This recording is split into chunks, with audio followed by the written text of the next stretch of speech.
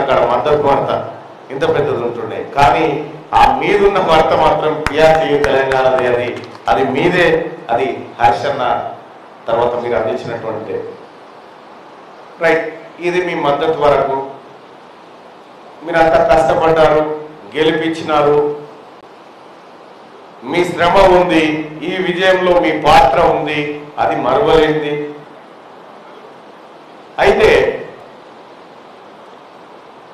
హర్షన్న అభినందన సభనుడు కంటే భవిష్యత్ కార్యాచరణ సభగా దీన్ని పెట్టుకుంటే బాగుండేదేమో. ఎందుకు చెప్తా ఉన్నట్టు నేను ఇక్కడ కూర్చొని అన్నతో అంటా ఉన్నా, లేదన్నా మనం ఒక స్పెషల్ డ్రైవ్ చేయాల్సిందే దీని మీద. ఎందుకంటే ఒక స్పెషల్ డ్రైవ్ జరిగితేనే ఉపాధ్యాయులకు న్యాయం జరుగుతుంది, సమాజానికి న్యాయం జరుగుతుంది అనేటువంటి నేను ఒక మాట చెప్తే అన్న కూడా విన్నట్టు చేసి విన్నాడు కూడా.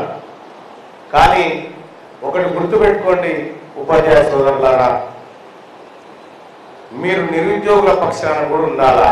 ఎందుకంటే రేపు పొద్దుగా ఉద్యోగాలు వస్తే మీ సంఘాలలో చేరుతో రాలే కాబట్టి నిరుద్యోగుల పక్షాన నేను కూడా పోతా ఉన్నా, నాతో పాటు మీరు కూడా రావాలని చెప్పి అందరూ రిక్వెస్ట్ చేస్తూ, అలాగే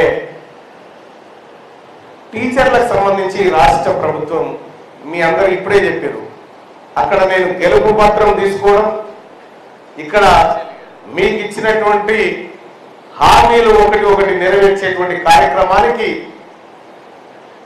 ప్రజాప్రభుత్వం గౌరవ ముఖ్యమంత్రి రేవంత్ రెడ్డి గారు నిర్ణయాలు తీసుకుంటూ పోవడం, నా మీద భారం తగ్గిందని మీరు చెప్తున్నప్పటికీ కూడా పెద్ద పెద్దవి ఉన్నాయి భారాలు. ఆ భారాలన్నింటిలో మీరు కూడా భాగస్వామి కావాలి. పొద్దుగాల ఖాళీ ఉంచకుని మనిషి నాడు తోలితే సగం పంచుకోరని ఎవరు పని చేస్తామట. కాబట్టి ఒక సంతోషకరమైన విషయం ఏంటంటే మీ అందరి విశ్వాసాన్ని నేను నిలబెట్టగలననేటువంటి బలమైన విశ్వాసం